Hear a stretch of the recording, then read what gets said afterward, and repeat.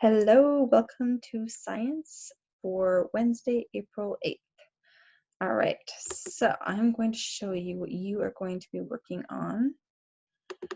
Now, again, I will be giving the link in my Moodle page for this Google Doc, and just like with the other ones, I expect you to have it where you'll click File, make a copy, and then again have it where get rid of that copy of, and you put your name, click OK.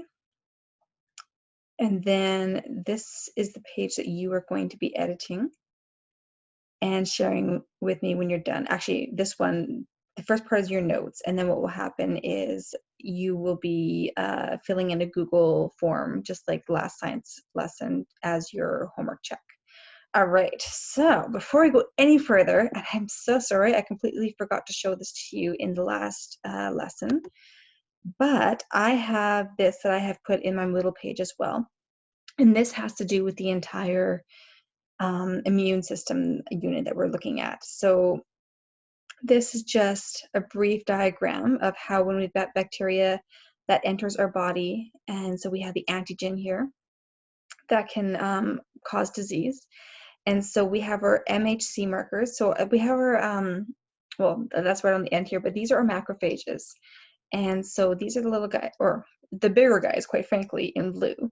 And they are the ones that are like Pac-Man. They're going to engulf and destroy just whatever comes along its path. Then what happens is we also have our T cells. And so there's a couple of different kinds. With our T cells, we have killer cells, which are like our cytotoxic T cells, and they're going to kill the infected cells that they come in contact with.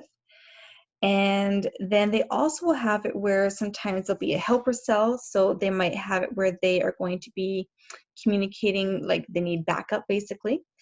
And we'll also end up having it where there are memory T cells that are going to save copies of that virus, just to remember that, all right, next time this comes into our body, we need to destroy it right away. It's kind of like a wanted poster, really. And then we also have our B cells that help in getting rid of unwanted bacteria and viruses. And they have it where we've got, they're like military intelligence. And so they have plasma, which are going to have where they make and label them with antibodies. They also have it where there's going to be B memory cells that save copies to remember the bacteria or viruses for next time.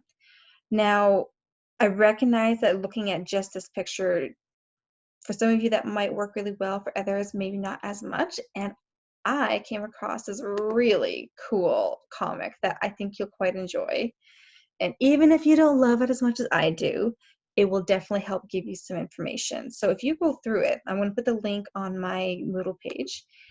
And going through it, there are going to be, first of all, just information to tell you what each type is. And you can even have it where you click on it to give more information. If my computer is going to work, we shall see. Okay, we're just going to leave that for now. You can explore that.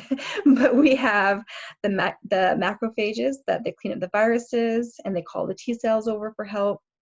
The neutrophils, they kill the viruses and they call more neutrophils.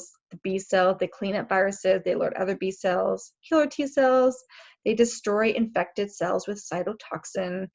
And then we have our helper T cells that call for backup, as well as epithelial cells that make up most of our body. And what you can do, first of all, is if you need more information on them, if you go through here, you'll have it where you're going to have information on, like more detailed information on each type of cell. So if you're not quite understanding it based on looking at the comic or my diagrams or my videos, you can definitely look a little bit further on here and you should have a better understanding from there. And you don't have to get into all of this here. I'm not going to be covering that. I don't expect you to know this, but I do think it'd be handy for you to be able to at least look at the general information that's at the beginning part of it. So going back to the comic, they have it where they give you just a scenario of you getting sick, having it where a virus comes into your body, and just kind of step by step what happens. And you can read through it on your own.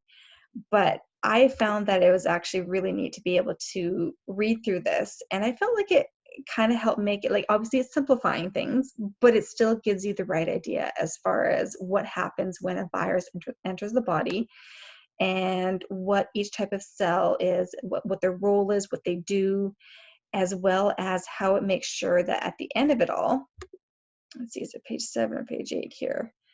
At the very end, just like I said, like a wanted poster, it's where we have the memory cells that are going to memorize that virus that it came into the body. So that way, next time it comes in, they can attack it right away so it doesn't have as much of an opportunity to get you sick. All right, so I'll be back in just a moment for part 2.